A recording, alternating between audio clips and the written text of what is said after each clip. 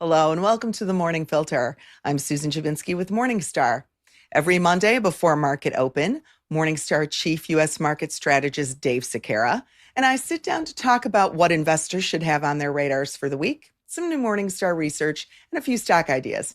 Well, good morning, Dave. Due to last week's U.S. government shutdown, we didn't get a jobs report last Friday. And if the shutdown persists, we won't be getting some other key pieces of economic data this month, including inflation figures. So what impact of not having those reports could there be on the Fed meeting at the end of this month? Hey, good morning, Susan. Well, first of all, I don't know why, but for some reason, I'm feeling it today. It's the Halloween mug. I know it's only October 6th, but for whatever reason, that was the mug I went with this morning. Yeah, the government's shut down, but we are still getting a lot of other alternative data out there. So, for example, there's the PMI reports, PMI standing for Purchasing Managers Index, and the ISM reports, that's the Institute of Supply Managers. Now, both of these indexes also have sub-indices that do measure price increases. And in fact, a lot of economists will use that as a leading indicator for CPI. And both of those are reporting that prices are still, edging up. And then both do have sub-indices for labor data as well. I know the ISM report showed that the labor markets were still weakening as well. And of course, there's also the ADP, the non-farm payroll report. I believe last week that showed that private payrolls fell by 33,000 in September. That's now the third decline over the past 4 months. So when you kind of wrap up what's going on with the alternative data, that still points to the Fed should be cutting once again. So then on the economic front, what do you have on radar this week? Really not all that much. I think we have Federal Reserve Chair Powell speaking this week. He's at the Community Bank Conference. Personally, I'm not even going to bother listening. I highly doubt he's going to say anything of any significance while he's there. If he is, we'll see it in the headlines. There's a number of other, Fed officials out there giving speeches as well. So they'll probably try and update the markets on their own personal thinking as far as, the Fed funds rate. And, depending on when the government finally reopens, we may have payroll data coming out end of this week. We'll see if that comes out or not. Otherwise, I think it's going to be a pretty quiet week. So I would just say with, earnings coming up the week thereafter, enjoy the quiet this week, enjoy the quiet before the storm. Yeah, it's not a huge earnings week this week, but, are there any earnings reports you're watching for and why? Probably really just two. First one is Pepsi. Now, Pepsi, of course, is a 4-star rated stock, trades at a 13% discount to our fair value, has a nice dividend yield at 4%. We rate the company with a wide economic moat and a low uncertainty. And this is, of course, a stock we've recommended, in the past. Stock's trading a little bit higher than the most recent recommendation this summer, but a little bit lower than when we first recommended that stock in July of 2024. So the two things I'm really going to be listening to most closely will be any remarks about the Elliott activist campaign. What, if anything, they might be doing to try and help unlock shareholder value. And then just any kind of general commentary they have regarding consumer spending. The other one I think will be important to listen to is Delta. Now, Delta is very overvalued. It's a 1-star rated stock. It trades at an 85% premium, 1.3% dividend yield. And like all of the airline stocks, we rate it with no economic moat. When I look at the U.S. airlines, all of them are trading above fair value to some degree. I think Delta is the one that trades the most above our fair value. So I just say that when you look at the airlines today and you look at the underlying business, it all looks great right now. Demand for travel is still very high. Oil prices, have kept, their prices or kept their own costs low. So of course you've had very good near-term margins. But, when long-term you think about this sector, you think about the airline industry overall, it's just an industry that has, very high fixed costs, no economic moats. So it is one that I'd be very concerned that when you see any kind of, downturn, these stocks could sell off, pretty hard when they start to fall. Now, yes, we did recommend Delta several years ago. That was just when we were starting to come out of the pandemic. But at this point, I think the market's really just pricing all of these stocks, to perfection today. So I'll listen for any changes in consumer behavior. We're not hearing any as far as, travel goes, just yet. But I do think that once travel starts to slow down for whatever reason, the stock is at downside risk. All right, let's pivot over to some new research from Morningstar about a couple companies that were in the news last week, starting with Carnival, which is ticker CCL. What did Morningstar make of the company's earnings report, and is there opportunity in the stock today? Generally, the results were pretty good. I mean, the company talked about having, once again, higher net yields, lower net costs. In fact, they increased their earning guidance up to $2.14 a share, up from $1.97. Leisure travel demand, as far as they're concerned, is still holding up. In fact, they noted that customer deposits are up once again, another 4%. Overall, cruises still cheaper than land-based vacations. So from a demand point of view, everything looks good here. I would just talk about, how I think to some degree, the cruise lines are also a little bit like the airlines, as it's one of these stocks where you really want to be buying these stocks when the outlook is at its ugliest, not when the outlook is all looking pretty good. So similar to some of the airlines, we recommended Carnival and some of the other cruise lines just as we are emerging from the pandemic as kind of that reopening play. I think that was back all the way in early, 2023. Back then the stock was, I think, at like a 10 handle. It's now at 28 and a half. So, depending on, where you bought it, I mean, you might be up almost, 3 times at this point. So technically, it is still a 4-star rated stock, trades at a 17% discount.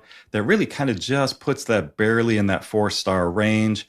At this point, you're really no longer, picking up the knife off the kitchen floor. So I would say this is one where technically, yes, it is a 4-star rated stock, but it's no longer trading anywhere near the margin of safety personally I'd be looking for. All right. Well, we also had Nike, ticker NKE, report last week. It was up 6% after earnings, and Morningstar held its fair value estimate at $104 per share. So, Dave, unpack these results and tell us whether Nike is an attractive stock today. Yeah, and I think you really need to look at the stock performance here, immediately after earnings and thereafter to try and gauge, how you think the stock might be reacting, over the next couple months and years, to come. So they had a very nice run, very good pop after earnings were initially released, but then later in the week they gave back, some of, that pop. In fact, a pretty good amount of it. So fundamentally, on the one hand, to the downside, sales in China is still pretty disappointing. China represents about 13% of their overall sales. That was down 9%. But on the other hand, they had pretty good increase in sales elsewhere. That was up enough to be able to bring total sales for this past quarter up 1%. So I think the market was pretty happy about seeing that. Now, they did note that they've had higher marketing spending that led to an operating margin contraction. So the operating margin fell down to 7.7% from 10.9%. So for this current quarter, the company was guiding to another small sales decline, looking for that general or the gross margin to contract by another 300 to 375 basis points. And they broke that down. They said 175 basis points of that contraction would be coming from tariffs, but the remainder coming from higher marketing spend as they're really trying to get, their market shares, back up again. Overall, there was no change to our fair value. It's still a 4-star rated stock at a 28% discount. But I think that this is going to be a much longer story for them, to really get to the point where the stock can move up towards our fair value. Overall, they really need to get a lot of that market share back that they had lost to some of the other running shoe brands out there. Yeah, seems like this one will require some patience. All right, our question of the week comes from Aaron. Aaron says, love the show and love the Morningstar investment process and methodology. My question is, with the Federal Reserve cutting the federal funds rate, how does this impact the valuation drivers and capital structure of companies under Morningstar's coverage universe? Well, first of all, I have to also then kind of break this down into 2 parts. So first, there's an impact for the banks and the financials versus the corporates.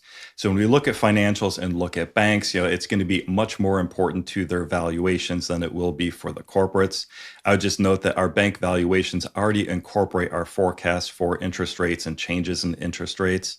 So unless at this point the federal funds rate comes out differently than what we're currently forecasting, it's not going to have much of an impact at this point. Taking a look at our corporate coverage, the synopsis here is it's really not going to change the valuations in the short term by all that much. So when you think about, what is a stock worth, it's worth the present value of the discounted cash flow of all the future free cash flow that company is going to generate, over its lifetime, which you then, discount at the weighted average cost of capital. So when you think about the free cash flow of a company, in our view, predominantly that's all going to be driven by your long-term assumptions for both revenue and for your costs. Interest expense generally for most companies is going to be a pretty small portion of your overall costs. As far as the weighted average cost of capital goes, that's going to be your blended cost of equity and your cost of debt. And of course, that's then going to be pro rata based on the capital structure of the company, how much they have of each. Now, when you break down the cost of equity, generally that's pretty sticky over time. In fact, our cost of equity is really going to be geared towards our uncertainty rating. And then you have the cost of debt. So the cost of debt, of course, being that risk-free rate plus your corporate credit spread. So our long-term view is we don't really revise our federal funds rate or our risk-free rate all that much every time the Fed, cuts or raises that federal funds rate. We want to have a much longer-term view kind of going through an entire economic cycle. So right now, the risk-free rate in our model is 4.5%. We didn't raise it up as much as, what the Fed had raised the funds rate up to. And at this point, we're not cutting it. Although I'd note, depending on where it goes to, if it stays, lower for longer, then maybe we have, a slight decrease, next year in that risk-free rate. And I'd say, from what I can tell, that's how most institutional investors also think about the risk-free rate. So, for example, when we had several years of ZIRP, zero interest rate policy, no one ever lowered the risk-free rate down all the way into that 1 or 2% area. I think everyone kind of kept it up at more of a longer-term view as far as like when the Fed would start raising rates once again. So, of course, that gets back to our initial question, so where might we see the impact? So first, I would say for, those companies that have a very high degree of short-term debt on their balance sheet, you could see some valuation increases just as the companies refinance, that debt with lower cost debt. That, of course, bolsters earnings, which could lead to some increases in valuations. And then if interest rates, do fall enough that companies change their capital structure, i.e. that they could issue a lot of debt and then use that debt in order to repurchase stock, I would say that with those companies, those that we think trade pretty far below their long-term intrinsic valuation, that of course could, bring those companies up closer to our fair value, over time. So I'd say from a broad market impact, it's really not going to be, that much. And I don't really think it's going to be that much. I don't think it's going to meaningfully change our economic, outlook as well. And then lastly, just talking about how that may change, market sentiment, that actually is probably going to be, the greater, impact that you would see in the markets, over the short term. I'd expect a lot of those undervalued stocks, those trading below our intrinsic valuation, probably should move up as investors are looking more for bargains. Might make high dividend stocks look more attractive than fixed income. So you could see some rotation out of bonds and into, those high dividend stocks. And then last, just a couple words of caution. So I think, as those risk-free rates and interest rates come down, you might hear in the mass media a lot of people talking about how that might make growth stocks, look much more valuable. Of course, the reason that would be is because growth stocks, when you think about their earnings stream, it's really going to be earnings much more in the future than earnings today. So they're going to be longer duration stocks. So as you decrease, that discount rate, the present value of that cash flow stream, was going to be greater. Theoretically, yes, that's true, but that's really not what I've seen, in practice. I think especially with the really high growth stocks, investors are much more concerned about the assumptions and forecasts going into earnings and the earnings rate of growth, than anything else. So at the end of the day, I'm sorry, it's a very long-winded answer to say from a fundamental point of view, the changes in the federal funds rate probably doesn't have that much of a meaningful impact on our long-term intrinsic valuations overall. All right. Well, viewers and listeners, please continue to send us your questions. You can reach us via our email address, which is themorningfilter@morningstar.com. All right, well, we are at the start of the fourth quarter, which means it's time to get Dave's take on what may lie ahead for the rest of the year. Before we dig in, I'd like to invite our audience to register for Dave's upcoming in-depth webcast, where he and Morningstar economist Preston Caldwell will share their fourth quarter outlooks for the stock market and the economy. The webinar will be held on Wednesday, October 9th at 11 a.m. Central Time, and you can register for the event using the link in the show notes. Now, Dave, you say in your fourth quarter outlook that the stock market is walking a tightrope today. Expand on that. Yeah, and actually talking about the webinar too, I do have a couple of new graphics this quarter, which I think is going to help really illustrate just how concentrated, the market has become. Because when you look at the market performance, it's all about artificial intelligence at this point in time. Returns very highly correlated and really concentrated in those mega cap stocks, specifically those mega caps that are most tied towards, the AI build out boom and expected growth that we're looking for in artificial intelligence. Yet I'm also seeing more indications from the real economy stocks that the underlying economy in the US is still weakening once you get away from artificial intelligence. So looking forward, I think the market's right in this balancing act. We're walking this tightrope between, just how much the AI build out boom spending as well as the Fed, easing is enough to offset other macro dynamic factors in which the economy is weakening. I know from an economic point of view, we are looking for slowing consumer consumption growth. The housing markets have remained relatively stagnant here over the next couple of quarters. And a lot of the government, stimulus measures that we had over the past couple of years are really fading fast, at this point. So in my opinion, I think there's just no margin for error in the market right now. There's no margin of safety. In fact, the market's trading at a slight premium to our fair values at this point in time. So on the one hand, the AI build out boom has been enough to offset the weakness we've otherwise seen in the rest of the economy. But if that AI spending growth starts to slow, I think that could hit the economy and the market valuations, pretty hard.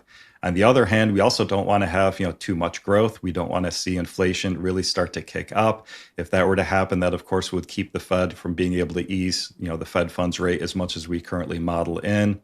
And of course, on top of all of that, we still have the trade negotiations and tariffs ongoing.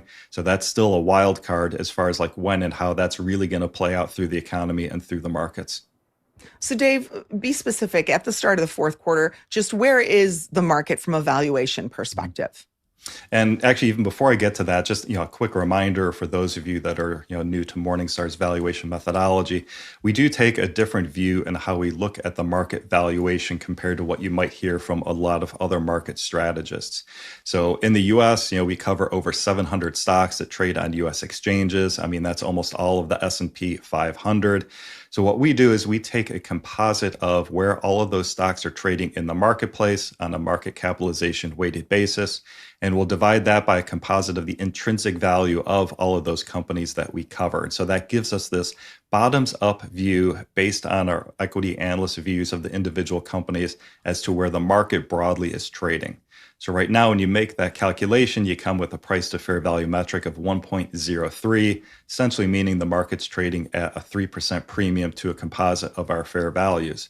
Doesn't sound like that much, certainly not unprecedented to be up here, but I would just note, since 2010, only 15% of the time have we traded at that high of a valuation or more.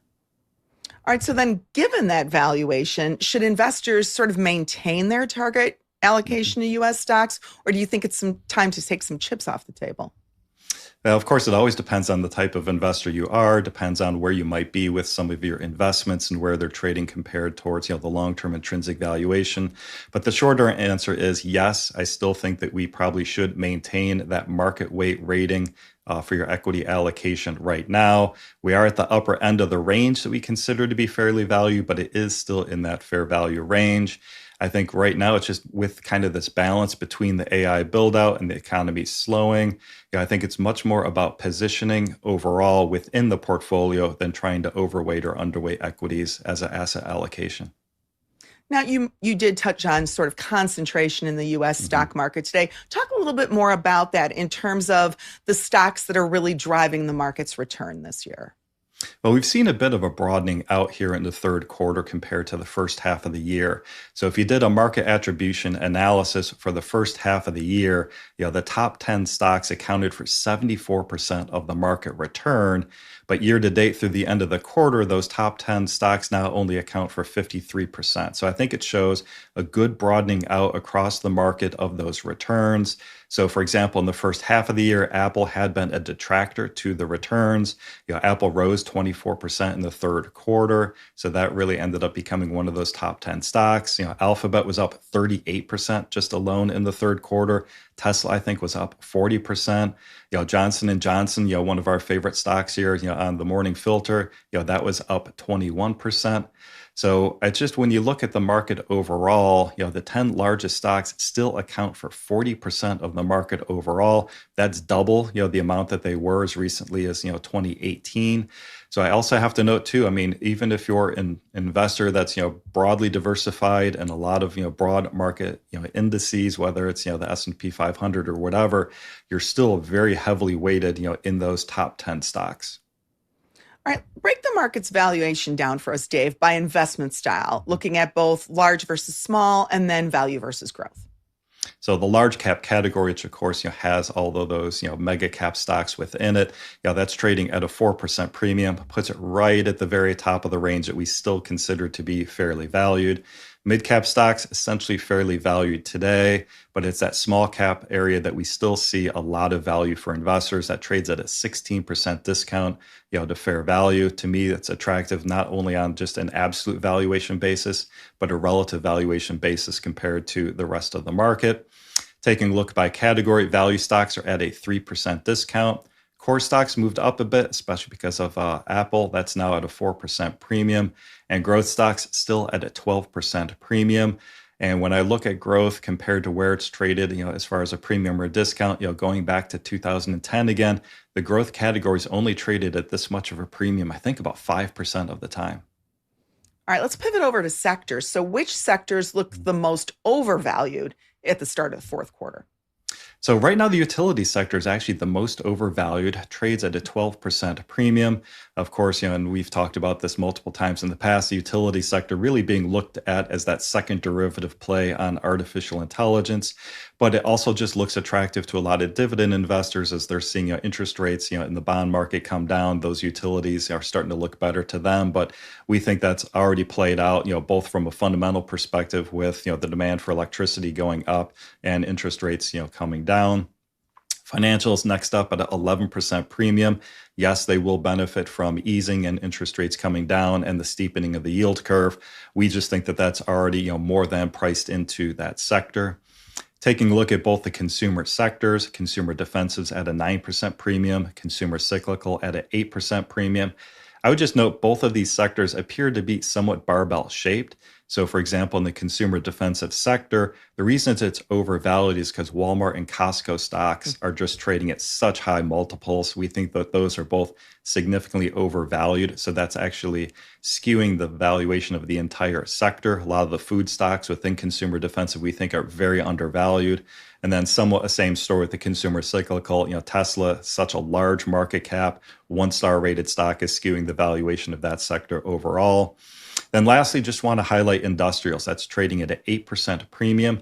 So I think that's going to disappoint a lot of investors, going into this economy that's going to be slowing over the next 4 quarters. And then which sectors look the most undervalued today? Not much. As much as the rally has, brought up a lot of the rest of the market, really only 3. Real estate, that's trading at an 8% discount. We've talked about this on the morning filter a couple of times. We think that real estate will benefit over the long term, especially with easing monetary policy, bringing interest rates down. Energy's at a 7% discount. In fact, I'd note we actually just increased our price forecast for oil, our mid-cycle price forecast for both West Texas Intermediate and Brent, bringing those up by $5 a barrel over the long term. So I see a lot of value in that sector. And then lastly, healthcare is trading at a 5% discount. The names in there that I look towards the most are going to be the device makers, the med tech, and the consumables. And then before we move on, I also want to talk a little bit about the communications sector. So it's actually now moved up enough. It's trading at fair value. So it was one of the ones that we highlighted as being undervalued at the beginning of the year. And in fact, I've gone back through some of our other annual outlooks. At the beginning of 2024, it was the most undervalued sector. And going back to 2023, it was trading at a 43% discount to fair value. So a sector that, we've been very constructive on for quite a long period of time. In 2023, the sector was up 54%. In 2024 is up 39%. Year to date, it's up 24%. So unfortunately, it's kind of run its race at this point in time, but I really want to congratulate the analysts on our communications team, for the last, call it 2.5 to 3 years, really sticking with their analysis and the fundamentals, all the way through a couple of very tumultuous years, in communication. So again, unfortunately, it's run its race, but again, I just wanted to highlight that one. Well, then, given valuations today, how should investors be thinking about their stock allocations in terms of style, market cap, and sector? Yeah, I mean, just running through, each of these, based on their valuations, we'd advocate to overweight the small cap space. And in order to do that, you probably have to have at least a small underweight on the large cap space. We looked at overweight value, underweight growth. We'd overweight each of the real estate, energy, and basic materials sectors. And to pay for those overweights, you probably want to be underweight utilities and financials. All right. Well, Dave and I have a special guest joining us this morning, Michael Field. Michael is Morningstar's chief Europe market strategist, and he's here to talk about investment opportunities in Europe today. So welcome to the Morning Filter, Michael. Well, thanks, Susan. Now, European markets have experienced a good deal of volatility this year. Recap for us what's been going on and what you're expecting for the rest of the year. So yeah, they certainly had a big year. It started off quite well, and then we had the Liberation Day tariffs, which sent European markets, like US markets, into a bit of a tailspin. And then strangely, they recovered really strongly out of that and have been performing pretty well since. I think the third quarter lost a little bit of momentum, but we think the structure is there, the fundamentals are there, that they can kind of close out the year strongly and move into 2026 quite strongly as well. Now, Dave pointed out that U.S. stocks look fairly valued, sort of on that upper end of fairly valued at the start of the fourth quarter. How about European stocks? How do they look from a valuation perspective today? So I was happy to hear Dave outline how the methodology works for us to get to these numbers. That saves me going through all of that as well. But yeah, the US, market's trading at about a 3% premium. Europe's slightly more attractive. It's trading at about a 3% discount at this stage, which might not sound like a whole lot, but for investors looking to invest at the margin, that kind of difference could make a big thing for them. Now, within Europe, which countries have more attractive valuations? And then, of course, on the flip side, which countries maybe have less attractive valuations today? So that's a good question, because when we look at the chart of all the countries in Europe currently, the valuations actually do differ quite strongly, surprisingly, given that it's the same essentially macroeconomic backdrop. In some ways, you have countries like Spain and Italy, surprisingly, given the troubles these countries had maybe 10 years ago macroeconomically. They're the most expensive markets in Europe currently. They're trading at about a 10% premium, both of them. And that's a function of the macro economy in those lower European regions doing quite well, number one. But also some of the big stocks that make up those market indexes are performing quite strongly as well.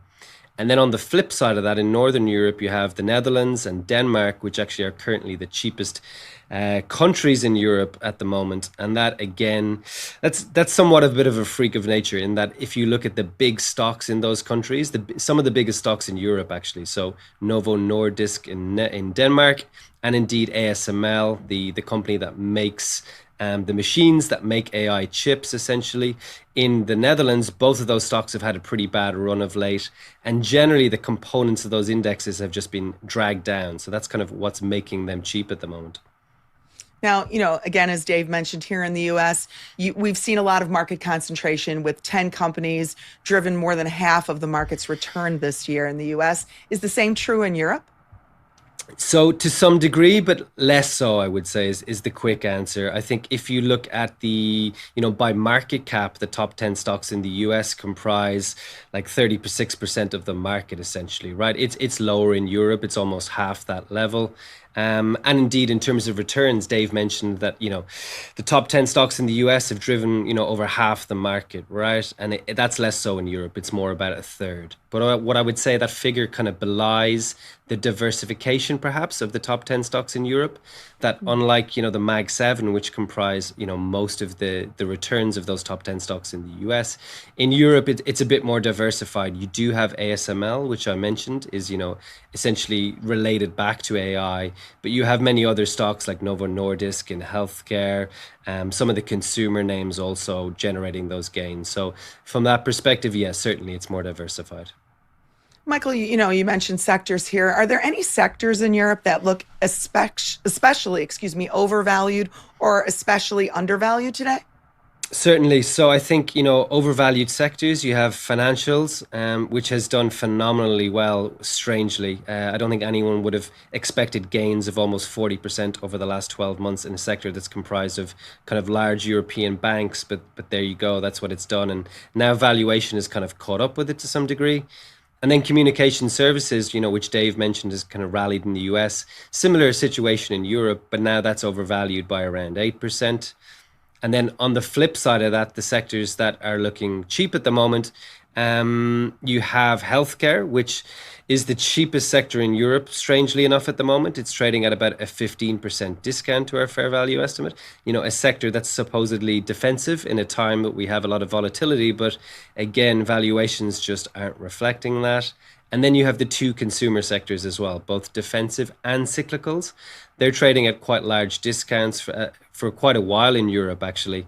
And I would say that's pretty broad-based. You've got a lot of kind of Modi names, big names in Europe, but also some of the lesser well-known names in different areas as well, like autos are driving those valuations down again. So I think plenty of opportunity in Europe at the moment.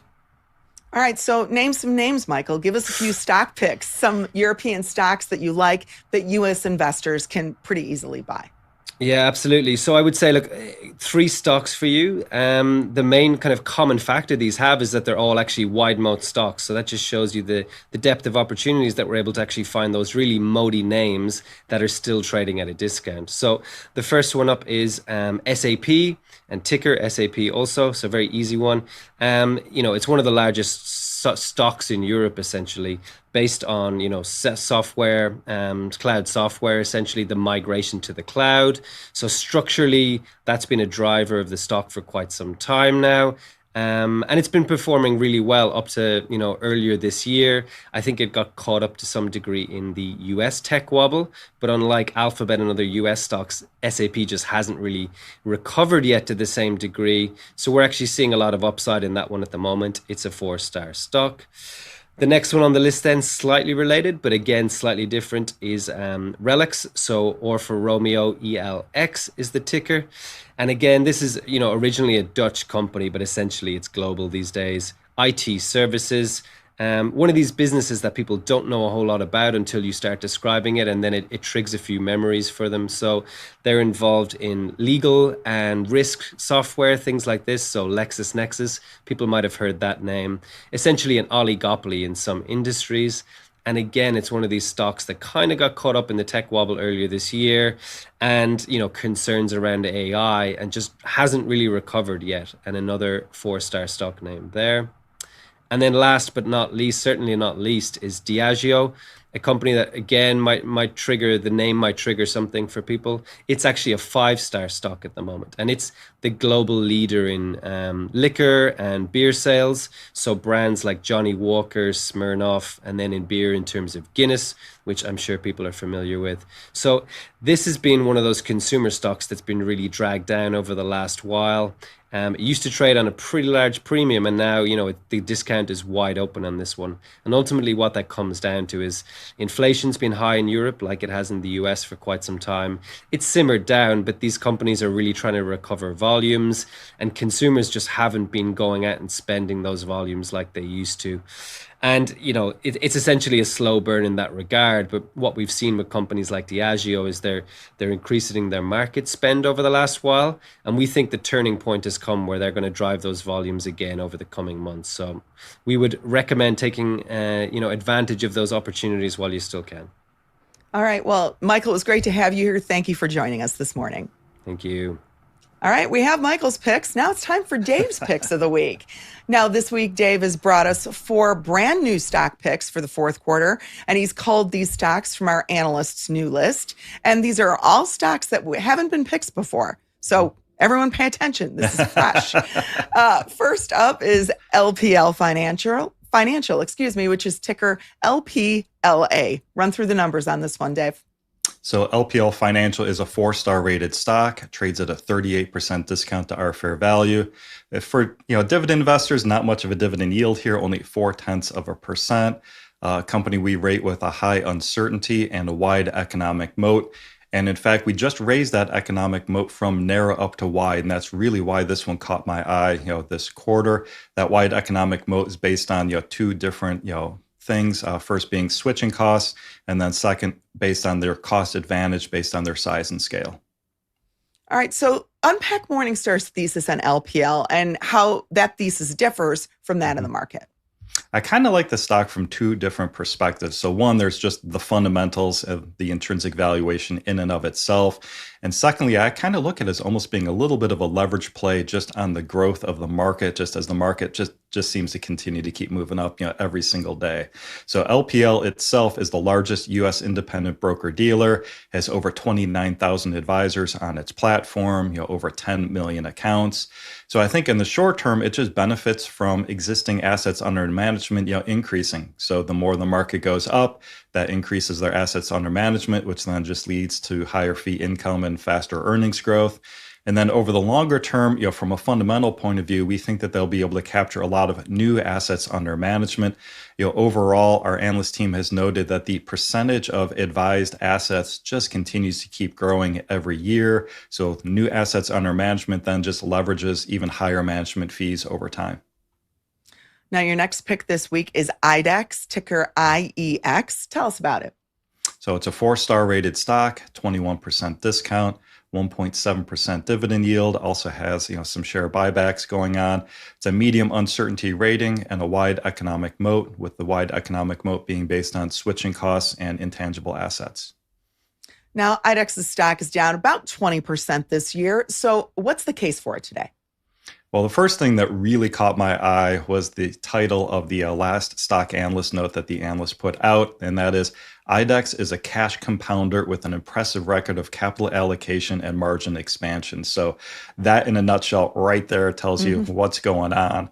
So they own a collection of what we consider to be pretty moaty businesses. Typically these businesses are leaders in what we consider to be niche end markets with number one or number two market shares, in those individual niches.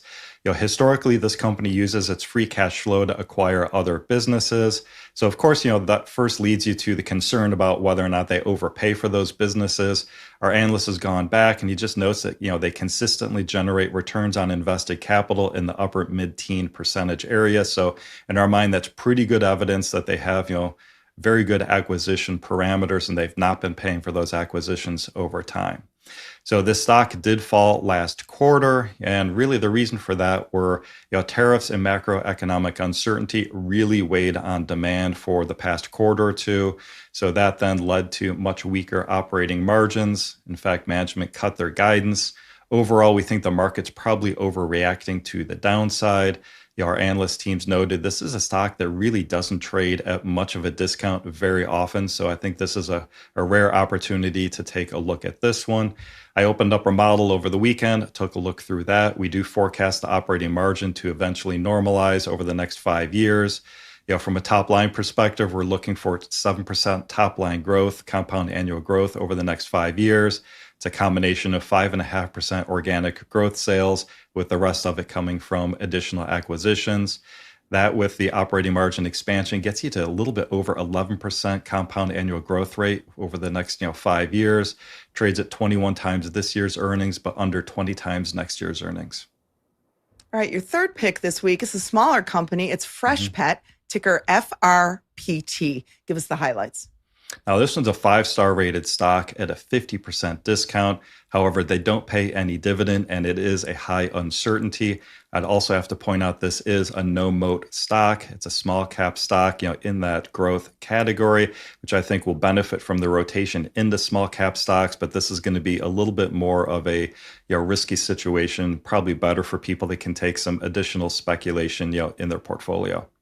Yeah, the stock is really down this year. I think it's about 60%. So why do you like this one, Dave?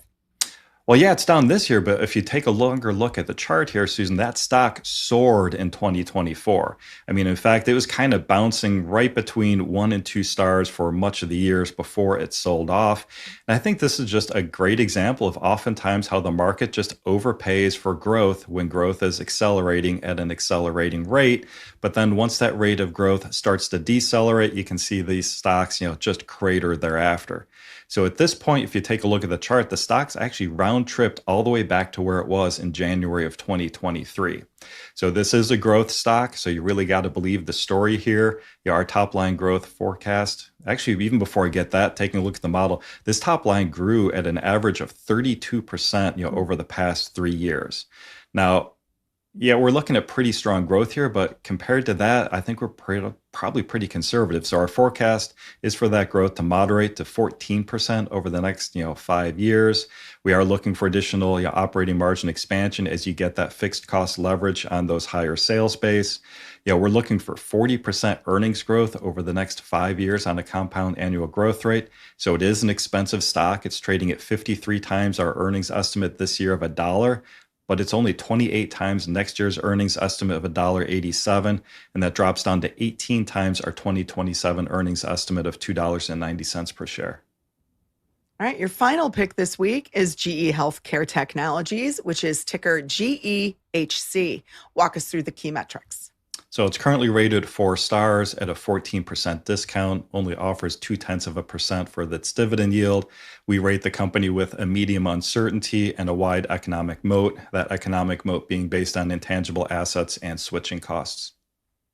Now, there are a lot of undervalued stocks in the healthcare sector today. So why is GE Healthcare Technologies specifically your pick?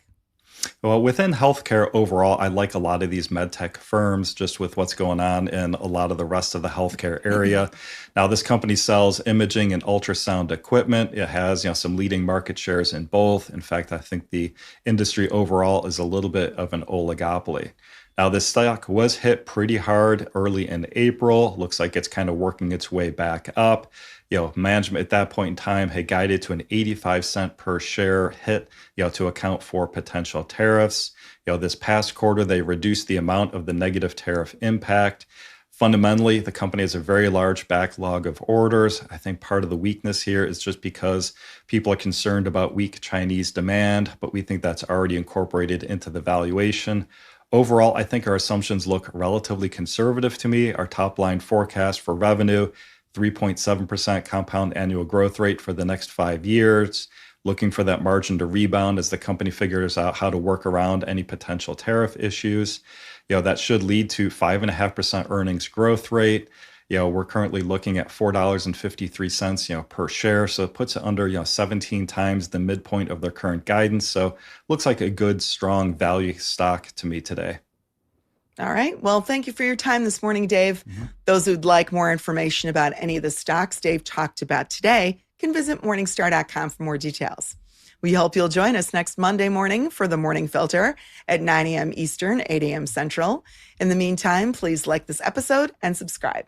Have a great week.